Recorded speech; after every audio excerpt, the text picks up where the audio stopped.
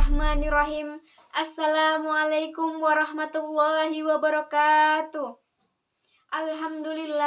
Alhamdulillahirabbil alamin. Assalatu wassalamu ala asrafil anbiya'i wal mursalin wa ala alihi wa ashabi rasulillahi ajma'in. Amma ba'du. Pertama-tama marilah kita panjatkan puji serta syukur kita atas kehadirat Allah SWT yang telah memberikan kita kesehatan hingga pada hari ini.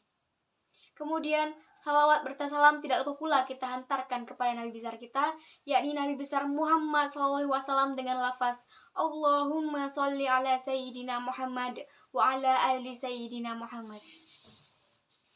Kemudian tidak lupa pula saya mengucapkan terima kasih kepada Ibu Sumayyah MIKOM selaku dosen pengampu dari ilmu dakwah yang telah memberikan saya kesempatan untuk membuat video ujian akhir semester pada hari ini.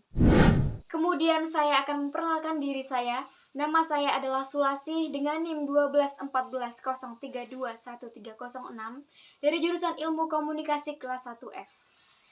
Tanpa memperpanjang mukadimah, langsung saja saya akan memberikan judul pada ceramah saya pada kesempatan kali ini, yaitu mengenai kisah Nabi Muhammad SAW dari lahir, berdakwah hingga wafat.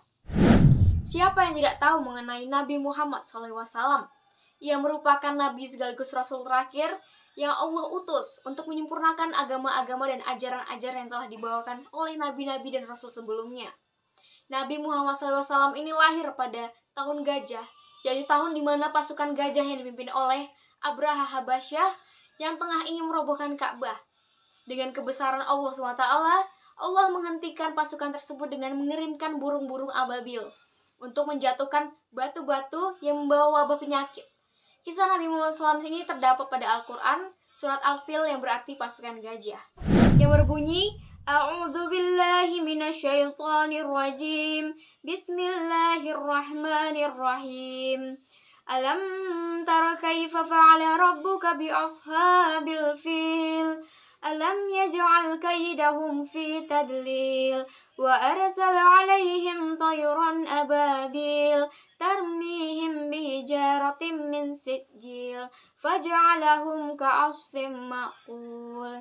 Shadaqallahul azim. Yang artinya adalah, tidakkah engkau Muhammad perhatikan bagaimana Tuhanmu telah bertindak terhadap pasukan gajah? Bukankah Dia telah menjadikan tipu daya mereka itu sia-sia? Dan Dia mengirimkan kepada mereka burung yang berbondong-bondong yang melempari mereka dengan batu dari tanah liat yang dibakar, sehingga mereka dijadikannya seperti daun-daun yang dimakan ulat. Pada tahun ini Nabi Muhammad SAW lahir di Mekah dan dibesarkan sebagai anak yatim, karena Abdullah, ayah Nabi Muhammad SAW ini wafat sebelum ia dilahirkan. Kisah Nabi Muhammad ini ketika masa kecil penuh duka. Saat Nabi Muhammad berusia 6 tahun, sang ibu, Siti Aminah, wafat. Kemudian Nabi Muhammad pun kemudian dirawat oleh sang kakek dari pihak ayah, yaitu Abdul Muthalib. Namun 2 tahun kemudian sang kakek wafat juga. Kemudian Nabi Muhammad SAW ini diasuh oleh pamannya yang bernama Abu Talib. Abu Talib dikenal dengan orang-orang yang dermawan, walaupun hidupnya fakir atau tidak mencukupi kebutuhan sehari-harinya. Hanya dengan keadaan tersebutlah Nabi Muhammad SAW dapat berkembang dan tumbuh dengan pamannya. Wahyu pertama Nabi Muhammad SAW. Sebelum menjadi seorang Rasul, Nabi Muhammad telah mendapatkan beberapa karunia istimewa dari Allah SWT, seperti wajahnya yang bersih dan bersinar yang mengalahkan sinar rembulan, kemudian tumbuh suburnya daerah tempat Halimah atau ibu yang menyusuinya, padahal tadinya gersang, kering, dan lain sebagainya. Kemudian, wahyu pertama Nabi Muhammad SAW ini adalah mengenai ayat Al-Alaq 1-4 yang berbunyi, A'udzu billahi minasyaitonir rajim. Bismillahirrahmanirrahim. Iqra' bismi rabbikal ladzi khalaq. Khalaqal insana min 'alaq. Iqra' wa rabbukal akram. Alladzi 'allama bil qalam. 'Allamal insana ma lam ya'lam. Shadaqallahul azim. Artinya adalah, bacalah dengan menyebut nama Tuhanmu yang menciptakan. Dia telah menciptakan manusia dari segumpal darah. Bacalah, dan Tuhanmu lah yang maha pemurah, yang mengajar manusia dengan perantara kalam. Dia mengajarkan kepada manusia apa yang tidak diketahuinya. Itulah arti dari surat Al-Alaq 1-4. Kemudian mengenai dakwah Nabi Muhammad SAW. Dari 23 tahun masa kerasulannya, 13 tahun dihabiskan Rasulullah dengan berdakwah di kota kelahirannya yaitu Mekah, sedangkan 10 tahun sisanya dihabiskan dengan berdakwah di kota Madinah. Dalam 3 tahun awal masa dakwahnya di Mekah, Rasulullah berdakwah dengan cara bersembunyi-sembunyi.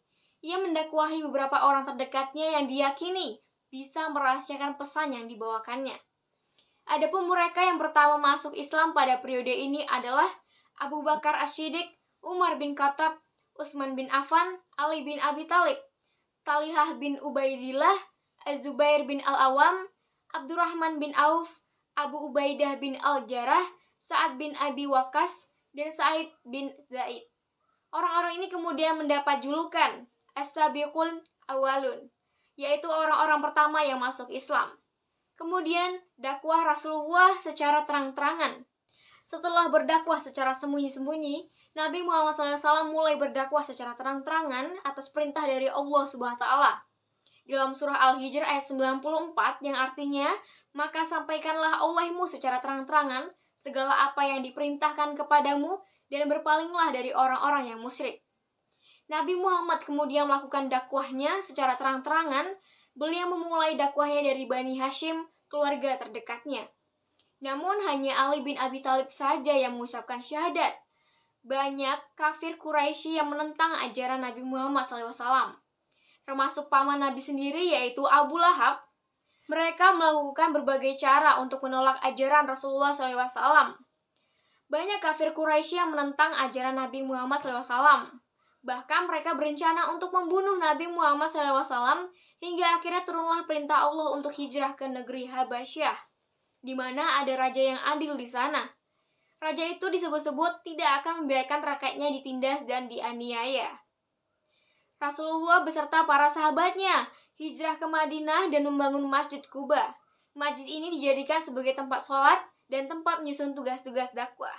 Pembangunan Masjid Quba berjalan dengan lancar dan Nabi Muhammad SAW pun turut mengulurkan tangan dan menyelesaikan pembangunannya.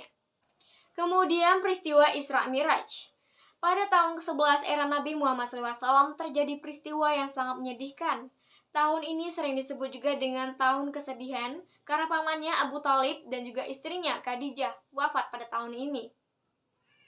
Setelah peristiwa tersebut, Allah kemudian mengutus malaikat Jibril untuk mendampingi Rasulullah dan melakukan perjalanan dari Masjidil Haram ke Masjidil Aqsa yang disebut dengan Isra, di mana setelah itu Rasulullah melakukan perjalanan kembali dari Masjidil Aqsa ke langit ketujuh yang disebut sebagai Mi'raj.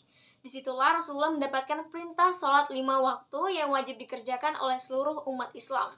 Kemudian mengenai wafatnya Nabi besar Shallallahu Alaihi Wasallam, ia wafat ketika berada di pangkuan Siti Aisyah, dan di kamar Siti Aisyah tersebutlah menjadi tempat pemakaman dari Rasulullah Shallallahu Alaihi Wasallam. Nabi besar Muhammad SAW wafat ketika beberapa bulan dari pulang melakukan ibadah haji wada dari kota Mekah pada 10 Hijriah atau 632 Masehi. Menjelang wafat, Nabi besar Muhammad SAW ini bertanya kepada Aisyah, apakah dia sudah menyedekahkan hartanya yang berupa 6 keping dinar? Namun Aisyah menjawab belum. Kemudian ia bersabda, apa jadinya Muhammad di hadapan Tuhannya seandainya ia bertemu dengan Allah, sementara keping-keping emas itu masih ada padanya. Setelah itu beliau menginfakkannya dan pada hari itu juga beliau wafat. Hadis riwayat Ibnu Hibban. Mengetahui hal tersebut, kaum muslimin yang berada di masjid sangat terkejut. Hal ini dikarenakan mereka pada pagi harinya melihat Rasulullah dan mereka mengira bahwa Rasulullah telah sembuh. Kemudian Umar yang mengetahui peristiwa ini langsung buru-buru datang ke tempat Rasulullah disemayamkan. Hikmah mengetahui kisah Rasulullah SAW ini adalah yang pertama, agar kita dapat mengetahui dan meneladani sifat-sifat yang dimiliki oleh Rasulullah SAW. Kemudian, menambah keimanan dan ketakwaan kita untuk selalu beribadah kepada Allah SWT. Semoga kita dapat menjadikan Rasulullah SAW ini sebagai suri tauladan bagi kita dalam kehidupan sehari-hari.